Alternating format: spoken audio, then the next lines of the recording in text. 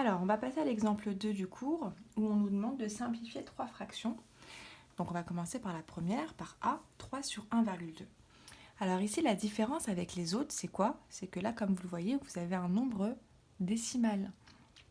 Et vous n'avez pas des nombres entiers en haut et en bas. Car je rappelle que lorsque vous avez des nombres entiers en haut et en bas, ce sont des fractions. Par contre, quand vous avez un nombre décimal en bas ou en haut, ou bien les deux, ça devient un quotient. Donc du coup ici, la première chose à faire avant de simplifier, c'est de transformer ce quotient en fraction. Donc ça veut dire qu'ici, j'ai envie de ne plus avoir cette virgule et de transformer ceci en un nombre entier. Le seul moyen de le faire, c'est d'utiliser la propriété du quotient égaux et de multiplier ce nombre-là, par exemple, par 10. Regardez, si je multiplie ce nombre-là par 10, vous êtes d'accord que ça me revient à décaler une fois la virgule à droite et ça devient 12. Donc du coup, là, c'est bon, j'ai transformé en nombre entier. Mais comme la propriété du quotient égaux me dit que je dois multiplier en bas et en haut, donc je dois aussi multiplier par 10, et ça doit toujours être le même nombre, pas des nombres différents, en haut. Du coup, ma fraction, elle est transformée, et elle devient 3 fois 10, ça fait 30. 1,2 fois 10, ça fait 12. Et maintenant, j'ai ma fraction, je peux simplifier en appliquant les règles qu'on a vues avant. Alors ici, 30 et 12. Donc, là, ce qu'on peut faire, là, soit on peut diviser par 2 en haut et en bas, donc comme vous le souhaitez, ou soit on peut dire que c'est dans la table de, par exemple, de 3. Pourquoi c'est dans la table de 3? Parce que regardez, 30, je fais la somme des chiffres, 3 plus 0, ça fait 3, et 3, c'est dans la table de 3. Donc ça veut dire que 30 est dans la table de 3. De la même manière, 12, je fais la somme 1 plus 2, ça fait 3, et 3 est dans la table de 3, c'est 3 fois. Donc 30 et 12 sont dans la table de 3, ça veut dire que 30, c'est 3 fois quoi? 3 fois 10, et 12, c'est 3 fois quoi? 3 fois 4. Donc je peux barrer en haut et en bas, et il reste 10 sur 4. Maintenant, la question qu'on se pose, c'est est-ce que la fraction est simplifiée au maximum? Non, car je peux encore simplifier. Par quoi? Par 2. Pourquoi? Parce que les deux sont pairs, ils sont dans la table de 2. Donc 10, c'est 2 fois 5. 4, c'est 2 fois 2. Donc ici, je barre. Attention ici, juste petite indication, ne me barrez surtout pas les 3 2. Il faut toujours barrer par couple. Ça veut dire un en haut, un en bas. Et ce 2-là, il ne faut pas y toucher. D'accord? Ça, c'est une règle, c'est une erreur que font souvent les élèves, donc faites attention à cette erreur-là. Du coup, il me reste 5 sur 2. Donc ça fait 5 demi. Voilà ma fraction simplifiée. Et je peux même donner une version décimale à cette fraction, car 5 divisé par 2, ça fait quoi? Ça fait 2,5. Donc ça, c'est pas utile, mais en tout cas, la forme simplifiée, elle est là. La forme décimale, elle est là. Voilà pour A. Donc maintenant, on va attaquer B. B, c'est quoi? C'est 0,85 sur 1,5. Alors ici, même problème. Même problème, c'est que ce n'est pas une fraction. Vous voyez, il y a une nombre à virgule, en haut et en bas. Donc, je vais essayer de trouver par quoi je vais multiplier en haut et en bas pour pouvoir avoir un nombre entier en haut et en bas. Donc, si je regarde 1,5, vous êtes d'accord que si je multiplie par 10, ça va me faire 15. D'accord? Donc, sauf qu'on doit multiplier par 10 en bas et en haut. Ça, c'est la règle de la propriété des quotients égaux. Donc là, j'ai 15. Sauf qu'en haut, j'ai quoi quand je multiplie par 10?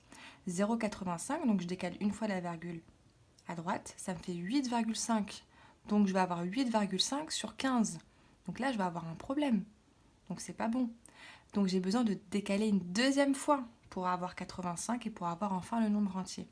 Ça veut dire qu'au lieu de multiplier par 10, donc un seul 0, je vais multiplier par 100, 2 zéros, pour décaler deux fois. Et encore une fois, rappelez-vous, si je multiplie par 100 en haut, je dois obligatoirement multiplier par le même nombre, par 100 aussi en bas. Sinon, ça ne fonctionne pas. D'accord? Jamais par des nombres différents. Du coup, je vais avoir donc 0,85 fois 100, je décale deux fois à droite, ça fait 85. Et 1,5 fois 100, je décale deux fois aussi à droite, 1. Et encore 1, je complète par un 0, ça fait 150. Voilà. Et maintenant, je peux simplifier ma fraction. D'accord? Donc, on y va. 85 et 150. Déjà, première chose à voir, c'est à la fin, ça se termine par 5 ou 0. Donc, ça veut dire qu'ils sont tous les deux dans la table de 5. Donc, 85, c'est 5 fois quelque chose. Et 150, c'est aussi 5 fois quelque chose. Alors, 85, c'est 5 fois quoi? Donc, on peut citer de la calculatrice, même si je préférais que vous posiez l'opération. 85 divisé par 5, ça fait 17. Donc, c'est 5 fois 17. D'accord?